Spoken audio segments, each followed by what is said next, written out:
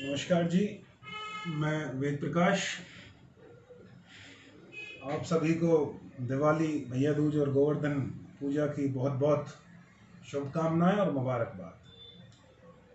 आज बात करेंगे इनवैलिड पेंशन के बारे में। नई पॉलिसी निकाली है गवर्नमेंट ने और बहुत सारे लोगों ने और यूट्यूब चैनल्स ने बिल्कुल गलत मतलब निकाला है उस पॉलिसी का। हेडिंग दिए जा रही हैं कि भाई फौजियों की बल्ले बल्ले सबको मिलेगी पेंशन। एक्चुअली रूल ये है कि 10 साल या उससे ज़्यादा की अगर सर्विस कर लेता है कोई फौजी और किसी बीमारी या इंजरी की वजह से जो कि फौज से कनेक्टेड नहीं है, जिसको नॉट एट्रीब्यूटेबल नॉट एग्रावेटेड कहा जाता है, आगे अगर वो फौज में रहने लायक नहीं है तो उसको इनवैलिड आउट कर दिया जाता है और उसको कनेक्टेड नहीं है तो इनवैलिड पेंशन मिलती थी अगर उसकी नौकरी 10 साल या उससे ज़्यादा है। ये पेंशन रेगुलेशन के हिसाब से मैं बात कर रहा हूँ, लेकिन कोर्ट में कई ऐसे केस हुए हैं जिसमें 10 साल की मैंडेटरी जो रिक्वायरमेंट थी वो बोला कि 10 साल की रिक्वायरमेंट नहीं है।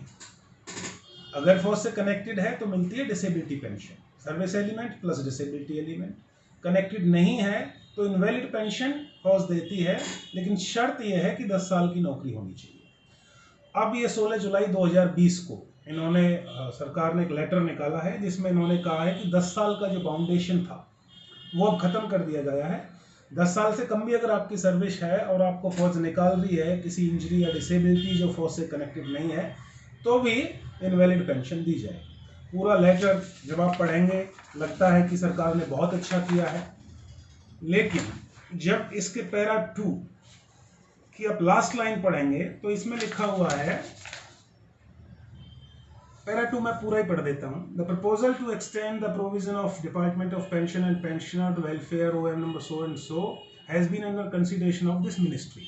The undersigned is directed to state that invalid pension would henceforth also be admissible to armed forces personnel with less than 10 years of qualifying service। कि अब 10 साल से कम की जो क्वालिफाइंग सर्विस है उनको भी इनवैलिड पेंशन मिलेगी। और किन केसेस में?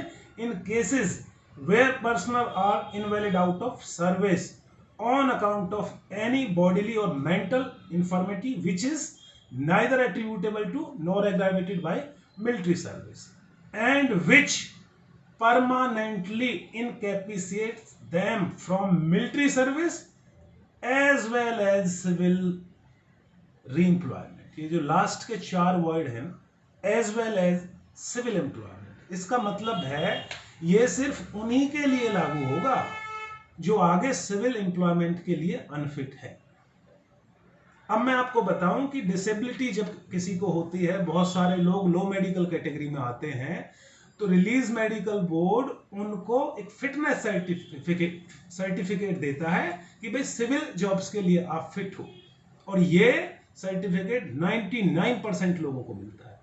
1% कौन से वो लोग हैं जिनको इंजरी हो गई है, कोई बीमारी हो गई है, 100% डिसेबल हो गए हैं, जो आगे जॉब कर ही नहीं सकते, उनको ये अनफिट का सर्टिफिकेट दिया जाता है। उनको छोड़ के बाकी सब है, प्राइमरी हाइपरटेंशन है, डायबिटीज है, सीजर डिसऑर्डर है, फ्रैक्चर है, ये सारे केसेस जितने भी हैं बीमारियां, इनमें फिटनेस का सर्टिफिकेट दिया जाता है।